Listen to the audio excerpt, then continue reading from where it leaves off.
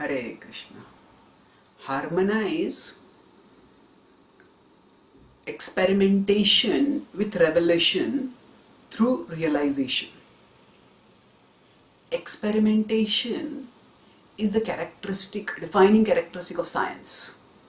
The scientific knowledge is experimental. When Newton saw a fruit falling, then when he postulated gravity, then he tried to make other fruits fall also and see what happened. So because of the experimental nature of science, it has its appeal. There is something which we can do here. There is something by which we can actually prove or disprove the knowledge that we are talking about, the knowledge we are trying to acquire. So there is this charm of the science in experimentation. Now, in contrast, revelation is considered to be something which is something like a frozen knowledge.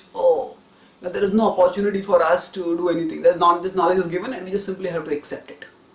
So often revelation is thought of negatively in contemporary intellectual circles.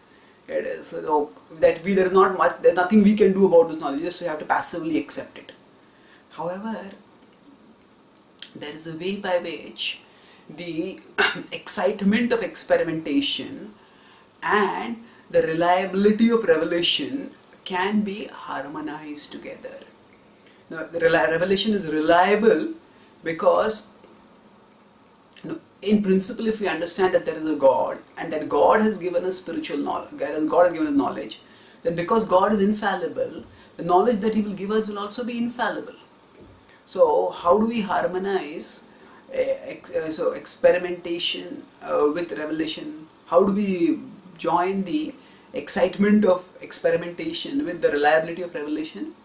Through the process of yoga, which provides realization. So, now generally the word experimentation is thought of as something done to discover something new. But even in experimentation, there is something that is already thought about. There is a theory that is there in the mind. It is not that the experimentation leads to discovery.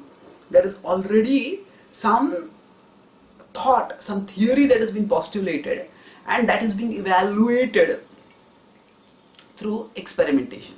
So that same point can be directed towards revelation. So scripture reveals to us that we are souls and we are parts of God, Krishna, and we can get the best happiness by loving and serving Krishna. So therefore, when now scripture tells us this, and then it provides us a method of experimentation. Yoga provides us a practical pathway by which we can gain experience.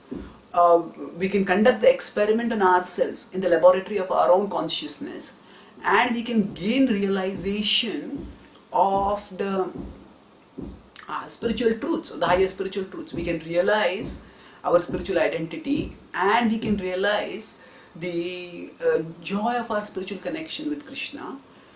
So when we get realization, then experimentation and revelation become harmonized, because we get the knowledge. That means we get the theory from scripture, from scriptural revelation, and then yoga provides us the means to do experiments by which we can get the realization. Krishna talks about both these in 9.2 in the Bhagavad-gita. Raja Vidya Raja Guhyam Pavitramidam Uttamam Pratyakshaavagamam Dharmyam Susukham Kartum Avyayam. So Raja Vidya Raja Guhyam. So he's talking about the king of knowledge, very confidential knowledge. This is the knowledge that he himself is going to reveal in the Bhagavad-gita, and that is revealed in the scriptures of the world.